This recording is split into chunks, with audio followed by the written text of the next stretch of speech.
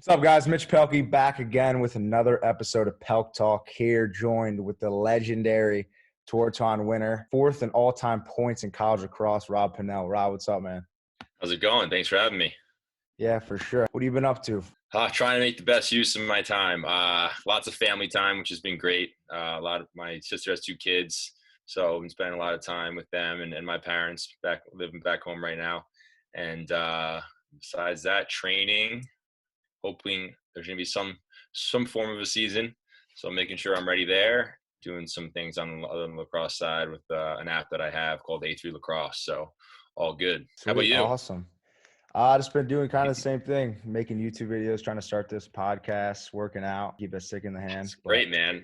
Much Yeah, respect for you. YouTube and making videos is a grind. I did it for a little bit, and I did it when I had more of a camera guy around me, and he did a lot of the editing and stuff. So it's tough to be consistent with it. So big credit to you.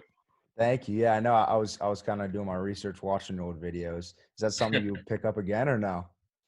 I don't know. Maybe as I get more, the PLL and some sort of a normal season. I don't know if this summer is going to be that normal, but maybe next summer, pick it up again. They have enough cameras around you at all times, so hopefully we can make something work. I know, especially with RJ there. They got it at every angle.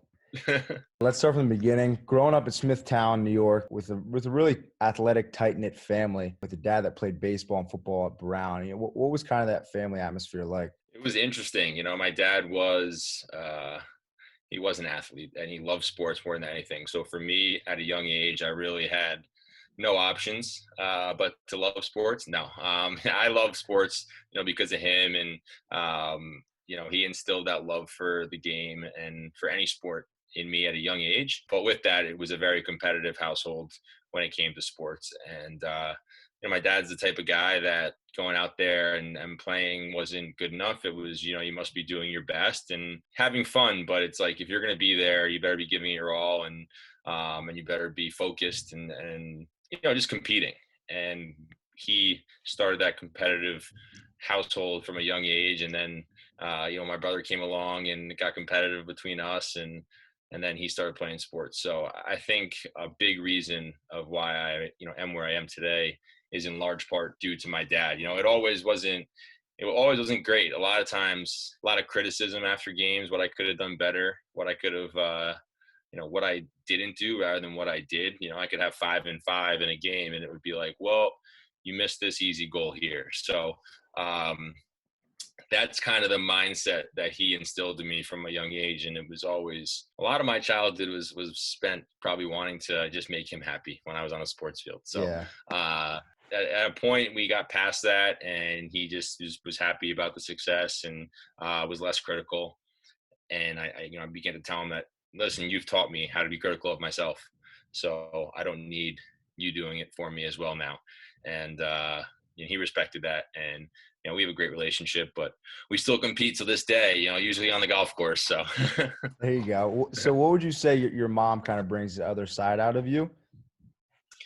yeah, she's more the mom, the loving mom, the positive, the one I'd go to. I have a great relationship with both my parents, so I'm very fortunate. But my mom was definitely the one that I would go to for comfort. And always, she's a competitor too. Don't get me wrong. She obviously wants us to have success, and she knows when we play bad or when we play good. So, but she's definitely the more reasonable one, and definitely took was the one that I resorted to after games if things didn't go my way and whatnot. But both a great relationship. She's obviously the rock of our household. She makes it all go. Yeah. So how did you get into lacrosse? Who kind of was that first person to kind of get you into it? Yeah, so my I didn't really know that my uncle had played when I started playing at the time. I didn't really play at Hofstra, was an All-American, and he only played for 2 years there. And then my dad had never played. Just he threw it around outside the fraternity at Brown. One of my friends at the time, who I played baseball, basketball with, Timmy Tranquil, started like pick up a stick in his backyard, and his older brother had played and he was starting to play, and he's like, you should try this sport out, you'd love it. And so I did. I went to my first practice where I grew up in Comac, and the rest is kind of, I just loved it. I fell in love with the sport right away, and it was very natural to me, just the catching and the throwing aspect of it. Being able to have gotten that down quickly, the sport became very fun for me very quick. And my coaches, Timmy's dad knew who's my basketball coach. So he's like, you should play X attack and kind of quarterback the offense. And so it was just a very natural feel for me to start. And it's probably why I fell in love with it so quickly. Growing up, my dad played UVA, so he kind of always had like my stick in my hand. I just remember like first kind of gripping that thing, practicing. It's such like an addicting sport. I don't even know how else to put it. It's just so different than any other sport, I think, right? Because you look at just the ball, and it's I feel always like not in your stick. it just combines so many sports. Like it's got that basketball, it's got that hockey in it. Absolutely. I was definitely a kid that needed to be involved. So point guard, basketball, having the ball. I played catcher in baseball. I needed to be part of every pitch. So lacrosse was like right up my alley with that. Because you grew up playing basketball and golf and baseball, or no? Baseball, yep. Soccer, pretty much everything. But I'd say baseball and basketball are probably my two bigger sports, like growing up until like 4th, 5th grade. Then you go to Smithtown West Public School, right? Yes. And you try for the lacrosse team your freshman year and you get cut. What was that like for you? Was that hard? Yeah, it was difficult because my best friends all made it. Yes, it was about not making the team because I wanted to be on varsity. Obviously, varsity lacrosse, cool. You're a freshman. It's the cool thing to do. But I think the other thing was I just wanted to be with my friends. So not being with them and during my freshman year was a little difficult. My coach at the time, I thank him for that because he knew physically I wasn't ready for the varsity level. I had the skills, but physically I wasn't there. And he basically told my parents that we're going to let Rob mature, but be the guy on JV and quarterback the offense and be a leader. And I did that. And, I was ready next year for varsity. So it was really, a blessing to have done that. Obviously, going back, I'm sure I would have taken varsity if I could have made it. For sure. Everything happens for a reason. Yeah. And did you grow up playing like travel lacrosse in high school and middle school? So travel, like the club programs were just getting started when I was growing up. There were two club programs on Long Island. There was Team Long Island and there was Metro. And it took me 2 years to make one of them. I finally made Team Long Island after being cut for 2 years. I think it was probably like 5th, 6th grade. So I finally made it in around 7th or 8th grade. But besides that, it was just town lacrosse and then PAL. I went to instructional camps in the summer. That's kind of what you did, and there weren't so many other things. I didn't get invited to the big showcases or any of that stuff.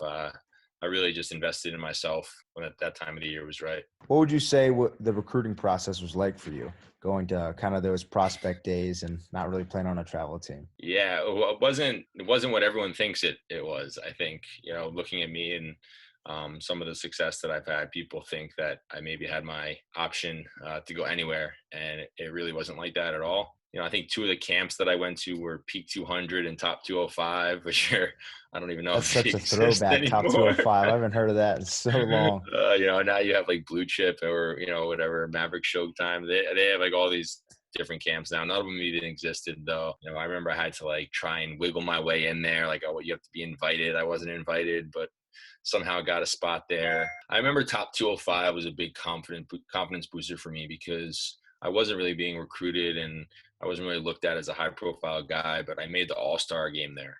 And that was like a big deal at the time. That's when Towson started to recruit me pretty heavily, almost to the fact that like people thought I was going there. So maybe they didn't recruit me. And I committed there and ended up not going, just in one of my official visit, and just wasn't for me. That, besides Towson though, there really weren't too many big time Division I programs recruiting me, top 20, I'll say. A lot of them were lower D1. A lot of them were lower D1. Do you think getting D3 too, a lot. Was your mind kind of always set on D1 though? It was, and that's what made it so difficult because I was watching the Final Four in front of my television with my stick, cradling back and forth. My dream was to go to Virginia. Connor Gill was my idol growing up. That's what I wanted to do, and I always believed I could, but believing and actually seeing the way things are going are two different things. I guess to my parents' credit, they stayed believing in me and continued to push me and to try and take every opportunity that would lead to a Division I opportunity. Finally, the opportunity came after my senior year, but going through it was difficult because you're going through a recruiting process with a dream to play at the highest level. My dream was to play in the Final Four and to win a national championship. When that looks like it's not going to happen, it's pretty difficult as a teenager. But yeah. So originally committed to Quinnipiac, is that right? yeah, so it was Towson, and then I went on my official visit and didn't love it. So I was scrambling for a school, and Quinnipiac could offer a scholarship, and I got some academic money as well. So that was appealing to myself and my parents. And I went up and visited. It was a beautiful campus, and it was close to home, so my parents could come to games. And I really didn't have many other options at the time. I committed there, and then made the mistake of signing a national letter of intent, which you kind of have to, but I wouldn't say a mistake, but ended up not working in my favor after my senior year. So how did you kind of get on the route towards Cornell? So I had 70 points as a junior in high school, and I still hadn't matured yet. I still was developing as a player, and I had skills, but physically I needed to mature. And I grew 3 or 4 inches and put on 20 pounds going into my senior year, and I had 130 points. So I was a completely different player. People started to notice me. I was named All-American, one of 8 guys in Suffolk County, which was a really big deal. They're like, why is this All-American going to Quinnipiac when every other kid was going to Harvard, Penn, the Brattons, going to Virginia, Duke, Justin Turry, Ryan Flanagan, UNC. We had a crazy All-American class. And it was me going to Quinnipiac. So it was though my uncle who had played and he started coming to my games my senior year, and he saw my talent. And he's like, we need to figure this out. And that's when I started to hear of the postgraduate option, which I had never heard of. No idea what it was. So we looked into that, and I went to Deerfield for a year. The only thing was, though, that national letter of intent that I signed didn't allow me to talk to scholarship schools. So there were a few schools that were interested in me, but because I signed the national letter of intent, the Quinnipiac coach wouldn't let me go. So I can only talk to non-scholarship schools. So essentially Ivy Leagues and Patriot League schools. And did you go to a traditional ACC or Big Ten as a preferred walk-on spot and not get any money? I guess I could have. I probably would have needed the coach's support. One of the things though was a lot of coaches were kind of sketchy on what the rules were with the letter of intent, and if they would get in trouble or not. I think I could have maybe have ended up doing that. I still wasn't the most confident person because of how everything transpired, right? I wasn't recruited. I got cut a couple times for some teams. So I was still building confidence. So, how confident, I would always bet on myself, but to go to a school and not have a guaranteed spot probably would have been a little difficult. Ivy Leagues were recruiting me, and a lot of them basically told me that they didn't have a spot for me while I was at Deerfield. And Cornell was the last school to come onto me and to recruit me. And they based it off of a highlight tape. It's a pretty funny highlight tape, but it was very realistic. And Coach Tim Broney, it caught his eye. I went up for a visit in about, I think, end of October, my PG year, committed the Tuesday after. So a very quick turnaround of events from really being not recruited by anyone on Thursday to committing to Cornell the following Tuesday. It was pretty crazy. They called, can you visit? And I called my mom. I was like, we have to go to Cornell. She's like, okay, we'll pick you up tomorrow. And they picked me up to Massachusetts, and we went to Cornell. So that's awesome. So he never saw you play live, huh? It was just that tape. Yeah, I think he saw us. In speaking with him, I think he saw us play at some summer tournaments. Our team Smithtown was pretty good, and we played as a high school team, so we had very good chemistry. And it wasn't your showcase, one-on-one ball. We actually played offense, and so coaches liked watching us play because it was refreshing to watch a team play. So I know he knew of us, but he didn't know who I was in particular. We're I want that kid. You said earlier, but you think that was due to not skill-wise, but body-wise. You don't think you were there yet? Yeah, it was definitely more physical than skill. As I talk to a lot of younger kids, I always really prided myself on the skill side of the game because that's what I could control. I wasn't going to control how fast I could grow or how strong I was going to be, but I really invested in stick skills and left hand and right hand and footwork on the dodges and shooting accuracy. So eventually when I became a real athlete and I had the skill side, they kind of came together for one person. I think that's why now, like on social media, you see a lot of fitness stuff for me, and fitness and just strength and conditioning has been such an instrumental part of me becoming who I am and becoming the player that I am, that's why I invest so much into it. I know I really became Rob Pannell when I became more of a physical, imposing player on the field. That's awesome. So stepping foot on Cornell that freshman year in the fall, did it feel like home from the start? I was comfortable. I'm a homeboy. I should say I was a homeboy, right? Like I'm very close to my family, and I went to high school, right? I never really left home for a long period of time. So Deerfield was really important for me to get used to that. Kind of branch out. Yeah. Yeah, to just get comfortable with being away from home for a year. My parents dropped me off at Cornell, and I was like, "See you later," and so it was a lot different, and I felt very comfortable right away. Part of that too is because two of my teammates at Deerfield were also freshmen on the lacrosse team with me at Cornell, so Okay. I had them there, so it was cool. I think we had our first captain's practice, and I played midfield, and I had like 2 goals. And from that point on, I was like ready to go. I had confidence and realized that I could hang here and play, and just kind of hit the ground running and earned the respect of my teammates and like the upperclassmen really quick as well, which I think was important. Do you think earning that respect was hard? Starting freshman year, kind of coming in, not like the highest recruit. Was that respect hard to get? Well, so here's the ironic thing, right? I actually came in as like the highest recruit and like the highest expectations, right? So from like that PG year? Yeah, because I Okay. went to Deerfield, and I had 99 points and was Attackmen of the Year in that league, and we won the championship, and I crushed it. And so they're like, okay, we got a player. So I remember walking into Coach Tambroni's office like orientation week, and there was someone in there, and I just had met the guy, and he goes, "Oh, this is Rob Pannell. This is our guy. We got high expectations for this guy this year." I was like, wait, I'm the last recruit in your class. How does that work? So I went from being the last guy recruited to, the guy who, Their guy. Yeah, it was pretty interesting. So I think earning the respect of them was important. I'm very respectful to the upper class. I respected them on and off the field, but also I worked very hard, and they saw that. It wasn't always great. I took one of the seniors' spots for a little bit, who was the starter the previous year, and he came in out of shape. And Chris Finn, he was actually ended up being my big brother in the fraternity. He probably didn't like me much in the fall, because he was competing with me. And then we ended up starting in the national championship game together. So it's really crazy how things turn out. And it took someone like me to get him to snap back into form, and that's why we got to where we went. Like you said, getting to that championship game in 2009, it's kind of like everyone's big dream to get the Final Four weekend to get to that championship. What was that moment like for you? It was incredible. Obviously, it would have been a lot better if we won and didn't blow a 3-goal lead, but it was. I'd say the Final Four. The championship game was like, all right. It was so much more comfortable than the Final Four.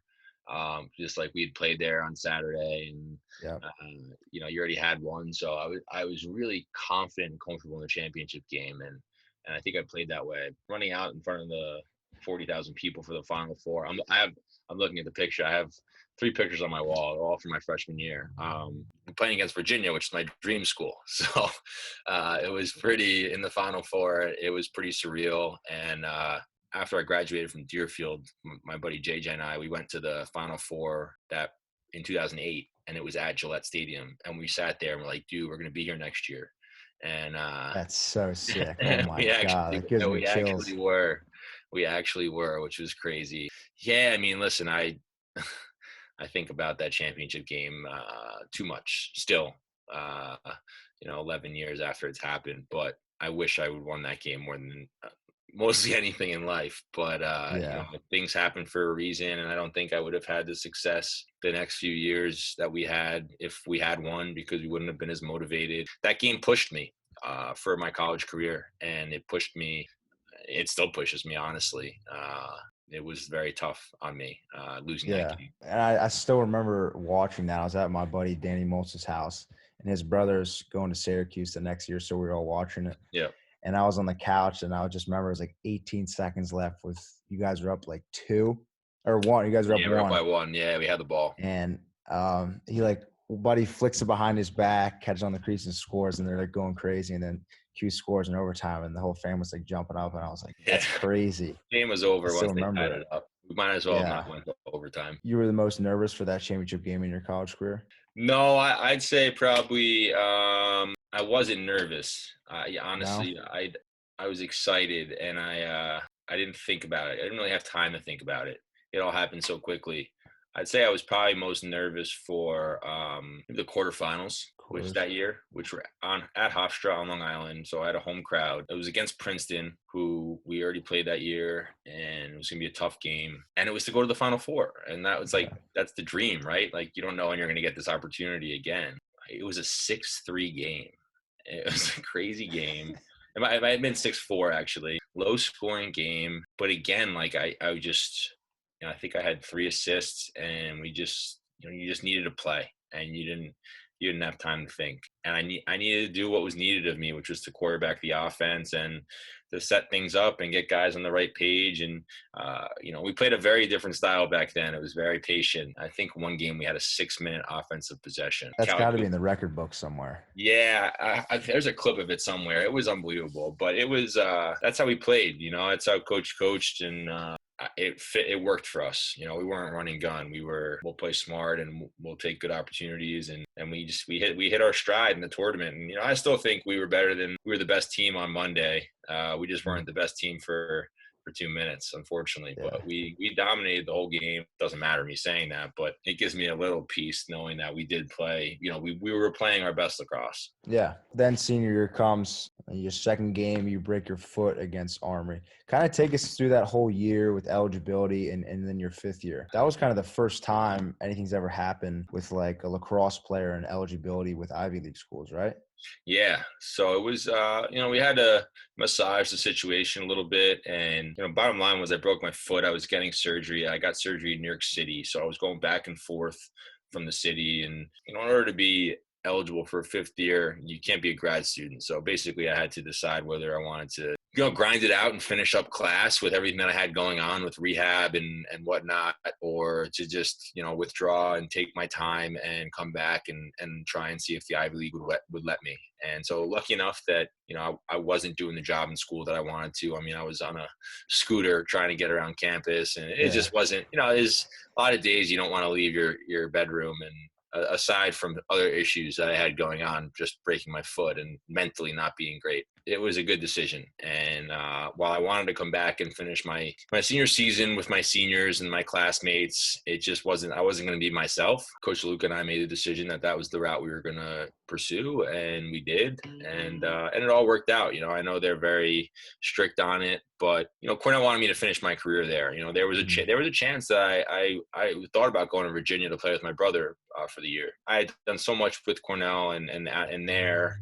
And the school has been so great to me. I wanted to finish my college career wearing the red. I'm grateful that had happened, because we had another good run that next year. Got back to the Final Four, which is where I wanted to get back to. Came up short, but it's why I came back to do what we did to a certain extent. So then coming back and winning the Tewaaraton Award, what was that? That was probably sick. I mean, what was that like? It was cool.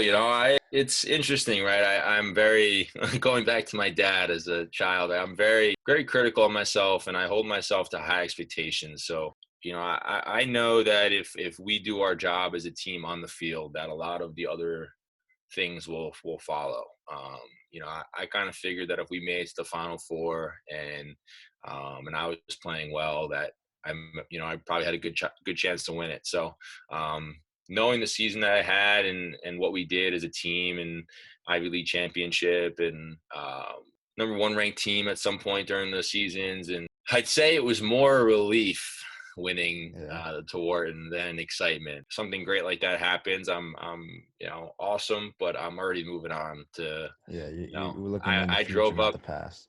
I mean, I went to Tewaaraton on Thursday. I played in my first professional game Friday. So Yeah, you just it keep going. was Off topic question though, would you trade in the Tewaaraton for that 2009 championship? 100% Really? right now. Yep. Now, are you just like a team player like that, or do you No, want that I just wanted a championship? championship so bad. I love that. First overall pick in the MLL draft, going to the Lizards. Playing that first game, did the MLL kind of have that professional feel, or was it kind of like a gentleman's adult rec league? Dude, I couldn't get out of bed the next day. Really?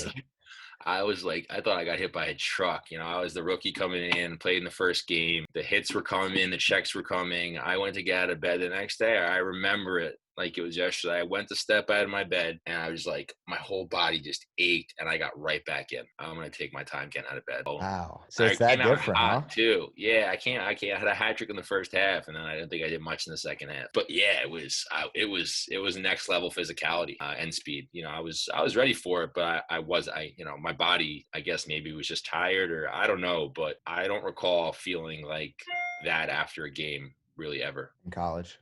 Yeah. So then winning that championship in 2015, kind of like your first championship you've won, because you guys didn't win one in high school. What was that like? A lot of what I just mentioned, right? It was a relief. Yeah. It was like, thank God, because the first one was supposed to be in 2014, the World Games. Yeah.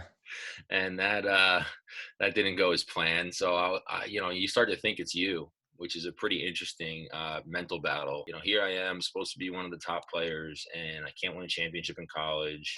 I'm performing at the highest level. World Games, same thing. It was interesting. I was asked a question the other day. It was about like a moment where you just said, you know what, I'm just gonna do it. And I forget what it was, but basically that championship game, we went down 6-1. And I was like, you know what, if I'm gonna lose this game, I'm gonna go out and I'm gonna get my shots in. I'm gonna make sure that I'm doing everything that I can. Yours. Yeah. Like if we're gonna lose, I'm going to go to the goal, and I'm going to, we're going to lose because I lost it. And we started to come back, and I ended up having 4 goals, I think like 3 or 4 in a row. They might have been in a row, 3 in a row, from the second quarter to the third quarter. And we got back in the game. I remember I had an assist at the end to kind of put us up by 2 and seal it. And I was so excited. I mean, same time, it was just a relief.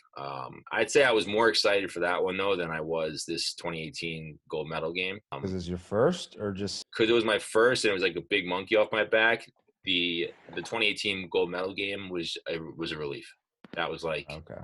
to go 0-2 for gold medals would be very tough on me. I might be in Israel still if we hadn't won that game. 6 years with the Lizards, playing with like Paul and Greg. What type of connection and relationship do you have with them? It's great. We had a lot of personalities on the team. So, we all give it to each other and we all take it. So That's awesome. We actually had a really great locker room.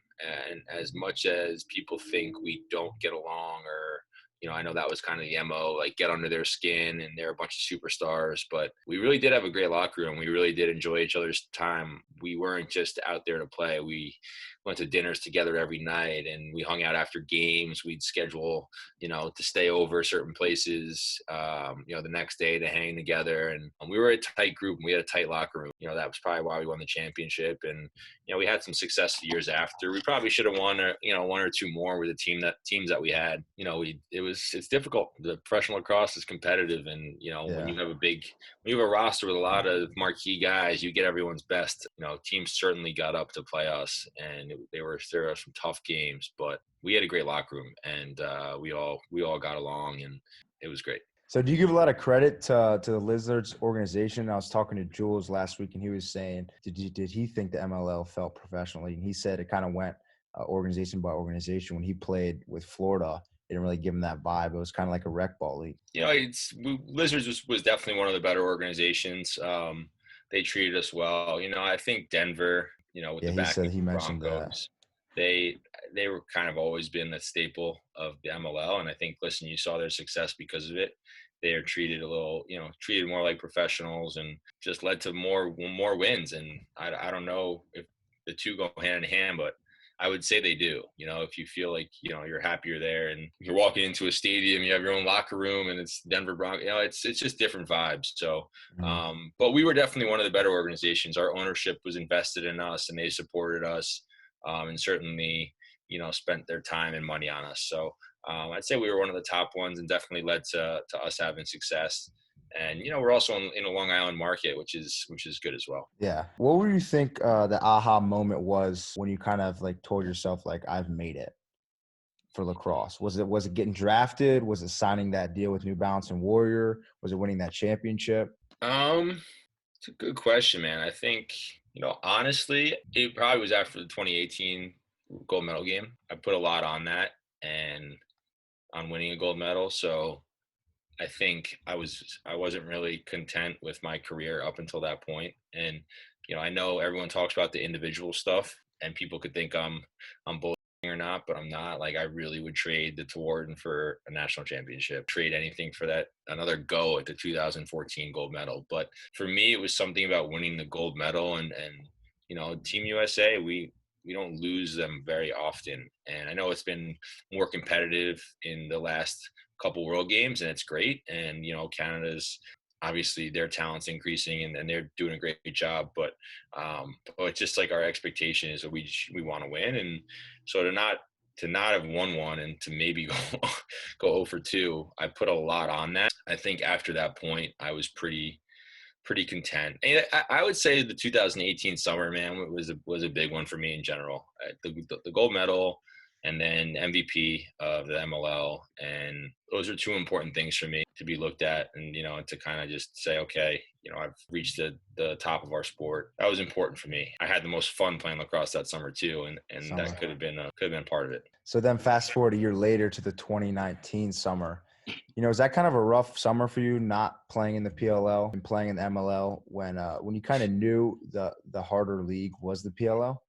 It was very difficult. And, I'd say, mentally more than anything, we had a bunch of good guys on the team and guys that I have good relationships with. But, as I said, we had a very close locker room in the years prior. And for that whole locker room to be gone and to me be the only one remaining was just tough on me. And I just missed those guys. And it was tough because everyone was so excited about the PLL and I wasn't able to take part in it. So that was very difficult as well, especially when I've invested so much in the sport. Well, why weren't you allowed to go to the PLL? So I was under contract. I was in a 3-year deal.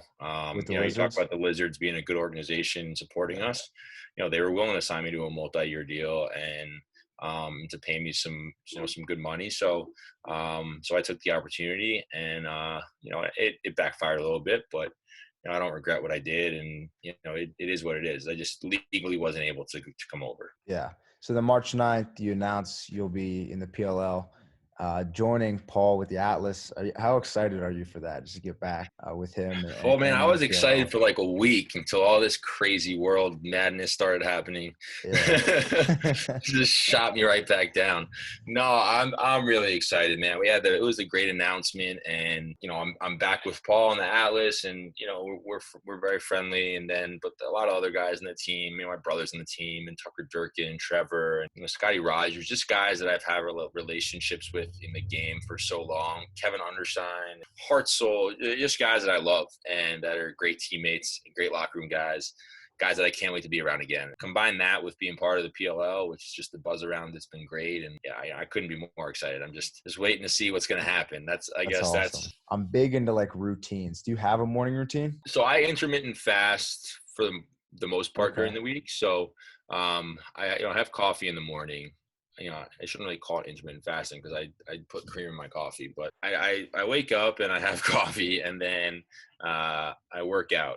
But I don't, I'd say I probably try to work around 10 or 11 every morning. I'll do some computer work and answer some emails. I'm pretty consistent in that. I don't really stray away from that in that, I have breakfast one day or change it up. It's, I wake up, I'll have my coffee and then I'll get that workout in around 10 or 11 on an empty stomach, which I've trained myself to do for certain reasons. But that was probably brutal from the start doing that. I mean, it was like 2 weeks, man. If you've ever tried intermittent fasting, it's tough for 2 weeks, but it's, I think you see the benefits out of it. You burn fat and you could see some changes. At least it worked for me. So I just stay consistent with it. So October 3rd, 2012, you posted a picture on Instagram of Jordana Brewster. Oh. And your caption was #smoke.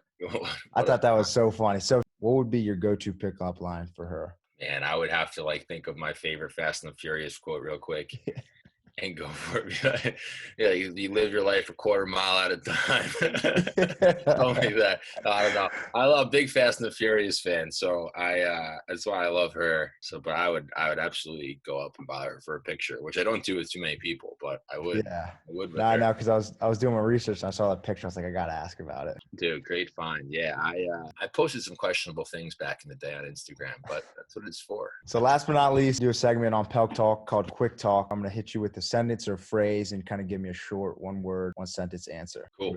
Biggest hack you've ever played against in lacrosse? Mike Evans. Favorite team to play against in college? Princeton. If not Cornell, then Virginia. best college memory? I'd say the 2009 Final Four against Virginia. Favorite cheat meal? My mom's sauce, veal parm, usually Sundays, shock the body Sunday. Love that. Love it. Phil or Tiger? Oh, Tiger all day. Favorite lax player growing up? Connor Gill. Biggest chirper? I mean, dude, honestly, I'm just going to go with a team because I don't like them. It's Yale. It was an Ivy League thing, and their whole team just chirped. Let's just go with them. And you know who I actually love, and we played in Lizards with together, and is a big chirper that I played against and with? Matt Gibson. Really? He is a chirper. Last question. You're 30 now. Where do you see yourself in 5 years? Retired from lacrosse. Hopefully, maybe with a kid on the way or something, but I don't know.